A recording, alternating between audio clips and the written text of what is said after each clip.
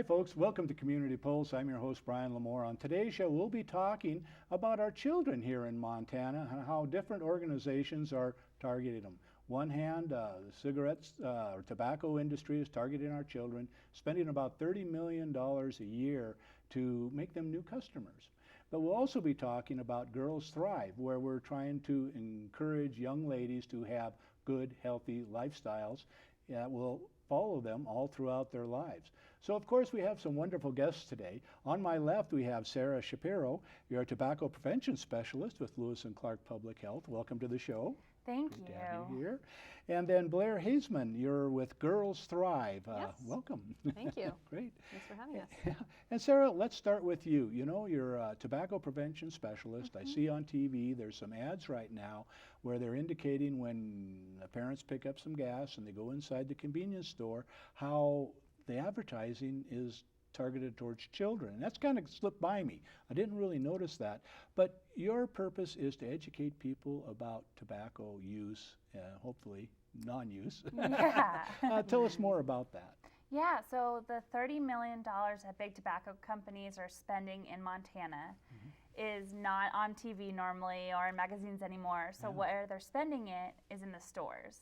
So imagine when you're walking into a convenience store, a gas station, and you walk in and you go to the cashier, and below you and behind the register is where they're spending all that money. And so what that means is product placement. So what height all of the tobacco's at. So a lot of it is at children's height versus adult height.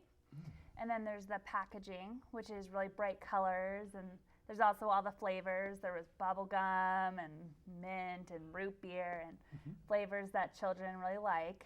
Then there's the discounts that make it more affordable for children, so that's why they're also targeting there.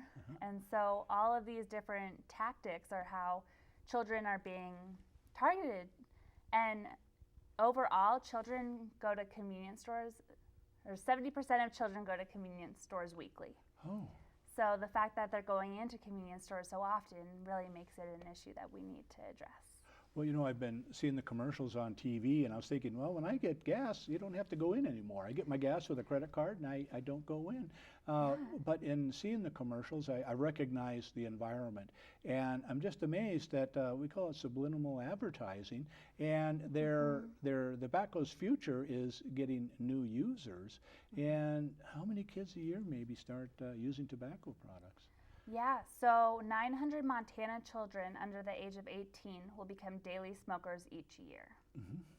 Yeah. So that's where they're finding their replacement smokers. Yeah, and I see that nearly 9 out of 10 start before they're age 18, and 18's kind of you're not supposed, like alcohol, you're not supposed to access tobacco products. Yeah. Yeah, and I know that they've stopped selling them in machines, I believe, because there's no control over the 18 limit. So how are the kids getting these tobacco products? You know, I think there's just a variety of ways, being sometimes they're in front of the counter, which is a big deal, and then just ways that kids get access to things they shouldn't be. They're very creative when they want it. Oh, yeah. And you know, when you were mentioning the flavors of the tobacco products, I was thinking, isn't that the flavors of the pop and the candy that they have? Yeah, that's why the TV advertisements are so powerful, because the candy's right next to the tobacco and showing how similar they are and similar flavors and coloring and packaging. It's really impactful that kids are seeing this all the time, and they notice it more than adults do. Yeah, and they think that's normal, and possibly they see adults smoking, and they think that's part of being an older person, and it's cool. Exactly, it's cool. And seeing the signs that say you have to be 18, it's also sometimes that shows children like, oh, when I'm 18, I can get this. Or maybe it's a challenge. Exactly. I don't have to wait that long. Now, one of the facts is that 19,000 of our kids will die prematurely due to smoking. Is that per year, or that's part of the lifetime of those kids that are starting? I believe that's per year. Per year. And is that Montana or nationally? I think that's national. Nationally. Well, you know, I have to say, a long time ago, a family member was injured, and I watched a guy die from lung cancer that was in the room next to him, and boy, that's a terrible way to die. Nobody would choose that over bubble gum tobacco. You know, Yeah. it's really a tough and difficult process to go through, much less all the loved ones that do go through that.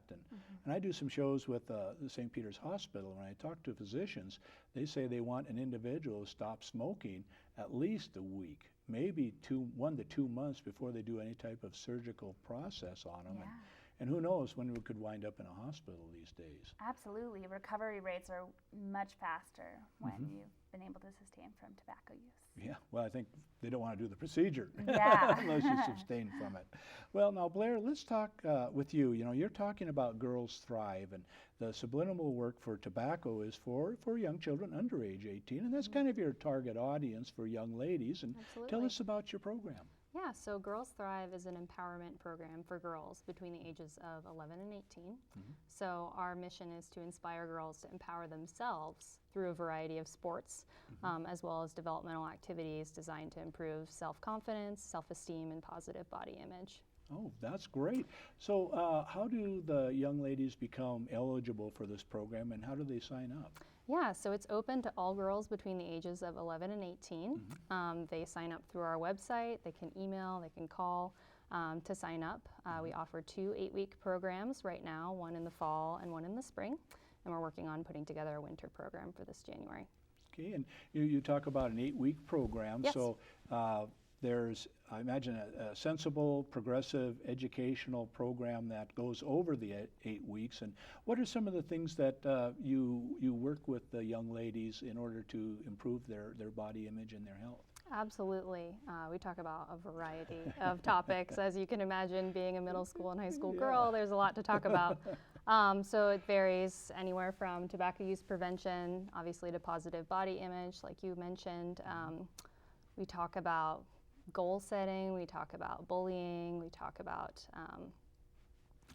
nutrition, we talk about diabetes. I mean, there's a new topic every day, essentially through the 8 weeks. So. Okay. And how often do they meet during the week, and what are some of the activities that they do? Yes, definitely. So Tuesdays are a run day. So we do a short run, and then we do a lesson, some sort of educational lesson. Thursdays are a cross-training day where we do anything from hiking to indoor rock climbing at Stone Tree, yoga. We've done kickboxing at Atlas Fitness. We've done self-defense there. We did kayaking this fall too. So it really just, we have a whole variety of cross-training activities. And then we also incorporate a lesson into that activity as well. And then on Saturdays we mountain bike, and we use the full 2-hour time to go over mountain biking safety and skills and then get on the amazing trails that Helena has to offer. That's great. And as part of this program, I imagine you're setting up the girls for success, and Absolutely. ideally they will take these activities and use them throughout their life? Yes, absolutely. It's a lifetime sports program, and that's what we're trying to teach, is that to give them opportunities outside of sports that they may be playing at school, or if they're choosing not to participate in sports in school, this is a great way to enhance their physical activity.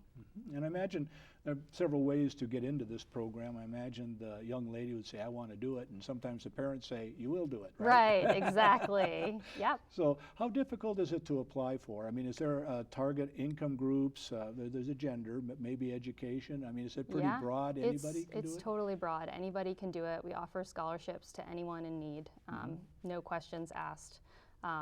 So yeah, it's very available. Right now we are at full capacity with 22 girls.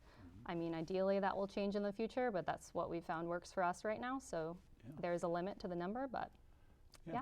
But with more funding. And, yes, exactly. You know, people can donate. It's a 501c3 yes, we organization. Are. Yeah, it's exciting. And you mentioned several organizations that have helped with some of the sports activities. So you imagine you're looking for maybe sponsors for different activities? Yes, definitely. And we're always open to adding in new cross-training activities. We've just kind of gotten a lot of feedback from the girls every session, and you know, we have a kayak in our logo. Oh, yeah. And that's how we came up with the kayaking, because the girls were like, why is there a kayak in our logo? And we've never been kayaking. So we made that happen with Montana Wild, which was wonderful. They provided a great kayaking instruction for us this fall. So experience. And I know I think the Great Divide offers all 5th graders a free day of skiing once a year. Yeah, so that's great. you introduce them to the activity. Yep. not everybody likes all activities, but you got to try it, right? Right, exactly, and that's what our program's all about. I mean, all the girls can participate in all 3 days, or they can just say, hey, I only want to do running, or I only want to do cross training, or I only want to do mountain biking. So,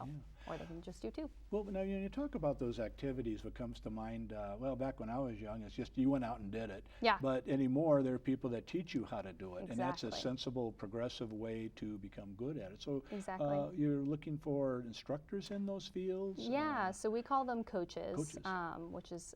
And they're just amazing. We could not do this program that we do without our amazing, supportive, positive, encouraging coaches. They literally they help the girls get through everything. We actually went to the pump track this past Saturday, and some of the girls were pretty afraid, and some of the coaches took the girls aside and just gave them a little pep talk, and they did it, and they were so proud of themselves after, but they wouldn't have been able to do that if the coach wasn't able to give them a little pep talk before. So.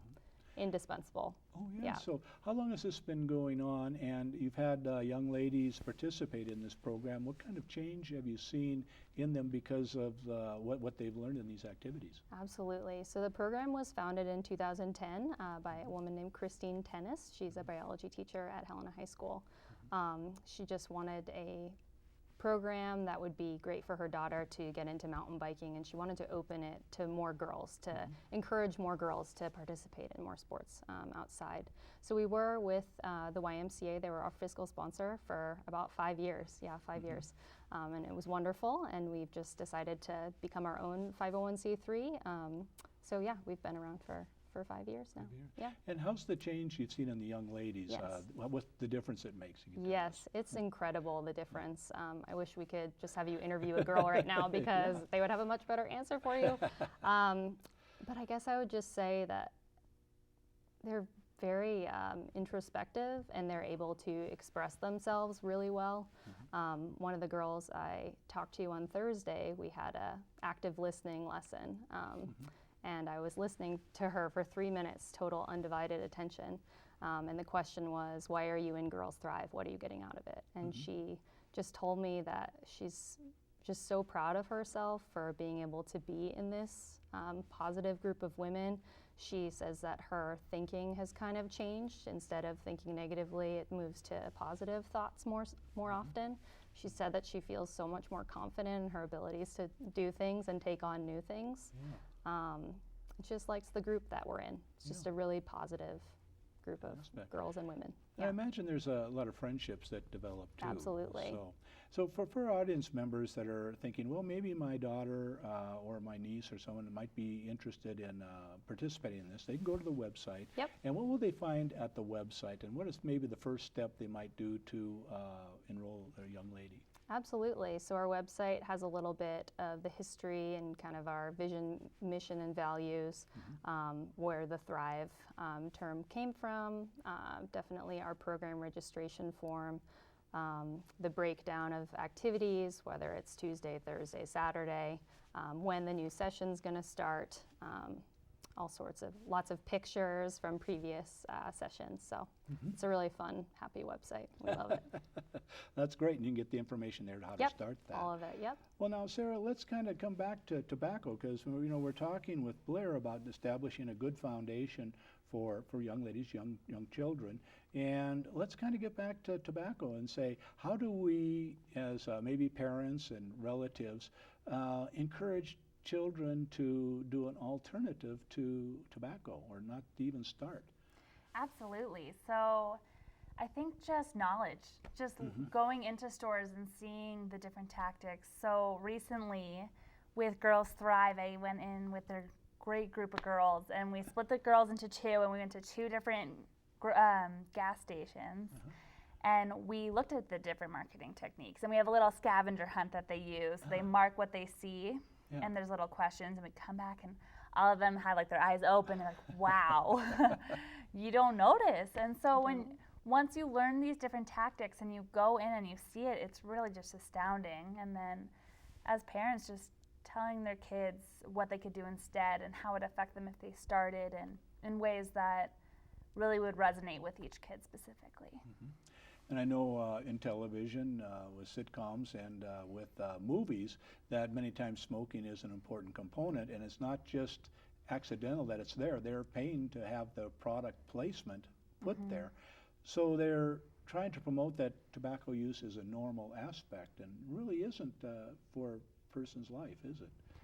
Yeah, none at all. That's one thing that's really important to mention, that in the 2015 Montana Youth Risk Behavior Survey, only 4% of teenagers smoked a cigarette on 20 or more days of the 30 days before the survey. So most youth don't smoke. Yeah. Most youth don't use tobacco. And so we just need to take back that social norming and talk about what is the normal and what is healthy and what is good, and just take it back from the different groups that tobacco has put their stamp on. I imagine as we look at product promotion and how it's done subliminally, we can see other aspects in our lives where there is a promotion for activities and behaviors that might not be in our best interest. So the education is key. Exactly. As a tobacco education specialist, do you agree? Okay. Well, now we're drawing near to the close of our show, and I'd like to ask you some final thoughts. Sarah, what would you like our viewers to remember about smoking cessation and how it's being promoted to our children here in Montana? Absolutely. So for smoking cessation, just the Montana Quit Line is an amazing resource for anyone who is wanting to quit that has started using tobacco. And going forward, I just want the Helena community to continue to gain knowledge about what Big Tobacco is doing to promote their product and how it's affecting us locally too. Sometimes we need to see the local data and how we can help our community grow and be healthier. Well, now, you're a tobacco prevention specialist, but we also have programs, I say we, I used to work for Public Health and Human Services when I retired, but we have programs to help people to stop smoking too. Could you mention something about that? Yeah, so the Montana Quit Line is definitely one of the biggest ones. That if you were to go to my website at Lewis and Clark County, mt.gov, there's a link on the tobacco site to the Montana Quit Line, and there's also one for pregnancy and Native Americans, and they all have specific coaches that you have coaching sessions with. They could help you get medications if that's what you would like. And it just has a great resource for our Helena and Montana community. And there's smoking cessation support groups throughout the state, so no matter where you live, they can hook you up with that because you want to quit smoking. It's a terrible habit. Absolutely. So you have the resources to help people to do that. But let's prevent it up front too. The commercials are wonderful, and working with Girls Thrive, seeing the checklist, that's really good too. And hopefully they tell all their friends too. Yeah, you have to start them young. I mean, that's where they're being targeted for, and it's really important that they learn. Exactly. And Blair, so what are some of the final thoughts you'd like our viewers to remember about Girls Thrive? Yeah, just that we are trying our absolute best to make a difference in this community. We are totally volunteer operated.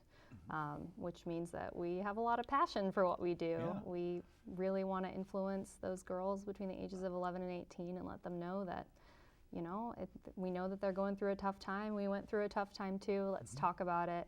Let's gain some confidence through sports. Let's talk about healthy behaviors and all sorts of things to help them have a happy, healthy, long life.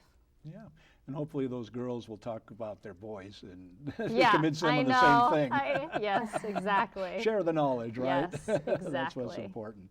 And of course, you're a 501c3. Yes. If individuals like to volunteer, or if sponsors would say, you know, I've got an activity that young ladies, you'd love to have them there and participating, they can contact you at through your website, girlsthrive.com. And is that a Montana, or is that a national organization? It's just Montana right now. Yep. Very good. Yeah. We're first in the nation, as usual. Yes, definitely. And I guess great. I would add to that is just that we are always looking for donations. It takes a lot to run our organization, so we need all the support that we can get. We're thankful for everybody who has supported us in the past, but it takes a lot to run what we do, so it does. It's we amazing. appreciate it. If you do it well, it takes a lot of work. It and does people take don't a lot realize of it. work. You make it look easy. But it's worth it. It is worth great. it. Well, thank you for coming in Yeah. today and helping us spread the word. We really appreciate it. Well, thanks Thank to you so Sarah, much. too, for doing the scavenger hunt with us. It was so fun. And thank you so much for having us on the show. Certainly. And for our viewers, again, you know, let's stop people, especially young people, from smoking cigarettes. It's a terrible habit. And let's make sure girls have a good foundation with Girls Thrive. For Community Pulse, I'm Brian LaMoure. Thank you for joining us.